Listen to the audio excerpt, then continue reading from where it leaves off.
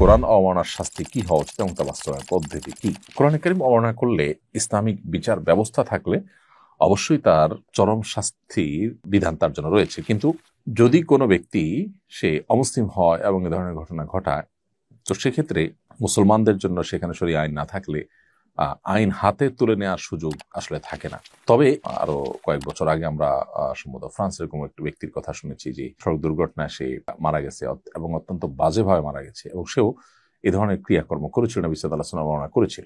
এগুলো তাদের প্রাপ্য। দুনিয়াতে আল্লাহ তাআলা খুব কিঞ্চিতই আমাদেরকে দেখান, এর আসল প্রাপ্য আসল শাস্তি তো জাহান্নামে হবে। আল্লাহ তাআলা আমাদেরকে রক্ষা করুন সেসব থেকে। আইনুল হক আপনি লিখেছেন, আমার বাবা বাসায় অজু করে জুমার নামাজ পড়তে যাবার সময় মসজিদের কাছাকাছি যাবার পর একটি মোটরসাইকেল এসে ওনাকে লাগিয়ে দেয়। হাসপাতালে নেওয়ার পর তিনি মারা যান। বাবা শহীদের মর্যাদা পাবেন কিনা?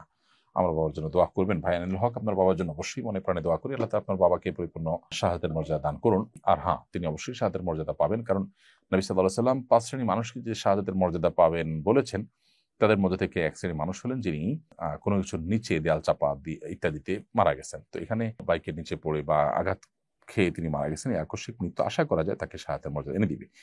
যেতে চায় নবীর দেশে আইডি থেকে আপনি লিখেছেন, বাবার প্রচুর ঋণ থাকার কারণে আমার বিয়ে করাচ্ছেন না। ঋণ থাকা অবস্থায় বিয়ে করা কি জায়েজ? যদি আমি জেনা থেকে বাঁচতে গোপনে বিয়ে করি, সেটা কি বিয়ে বলে গণ্য হবে? আপনি যদি ছেলে হয়ে থাকেন, প্রাপ্তবয়স্ক হয়ে থাকেন এবং জেনা থেকে বাঁচার জন্য বিয়ে ছাড়া কোনো বিকল্প পথ আপনার সামনে না থাকে, তাহলে সেক্ষেত্রে এটা করলে আপনার জেনার মধ্যে গণ্য হবে না। তবে সেই সাথে এও বলবো যে জেনার পরিবেশ থেকে নিজেকে বাঁচাবার জন্য আপনি সংগ্রাম করেন, সেটি করে আপনি নিজেকে বাঁচাবার চেষ্টা করবেন। এটা হলো আপনার প্রথম পদক্ষেপ। সেই পদক্ষেপে যদি আপনি সাকসেস না হন এবং সেটা যদি আপনার জন্য দুঃসাধ্য হয়, তাহলে সেক্ষেত্রে আপনি বিবাহের উদ্যোগ নিতে পারেন। এমনকি প্রাপ্তবয়স্ক মেয়েও যদি হয় এবং তার বাবা মা তাকে বিবাহ দিচ্ছেন না, তাদের মধ্যে হালাল হারামের বাছবিচার নাই, আল্লাহ ভীরুতা নাই, তাহলে সেই বোনও বিবাহের উদ্যোগ নিতে পারেন। তবে শর্ত সাপেক্ষে এ বিষয়ে সংশ্লিষ্ট ওলামাদের সাথে, বিজ্ঞজনদের সাথে পরামর্শ করে তারপরে তার অবস্থা পর্যালোচনা করে এরপরে তাকে সিদ্ধান্ত গ্রহণ করতে হবে। মাহফিলের পোস্টারে বক্তাদের ছবি প্রিন্ট করা সঙ্গত মনে করেন কিনা?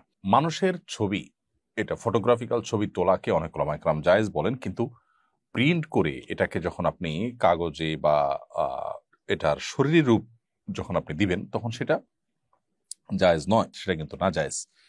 এবং এই ব্যাপারে ওলামা ইকরামের তেমন কোনো ভিন্ন মত নেই।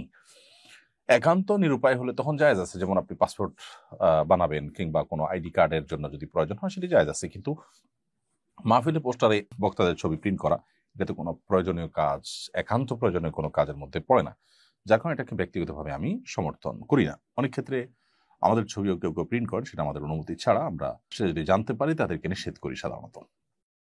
আস-সুন্নাহ ফাউন্ডেশন, উম্মার স্বার্থে সুন্নাহর সাথে।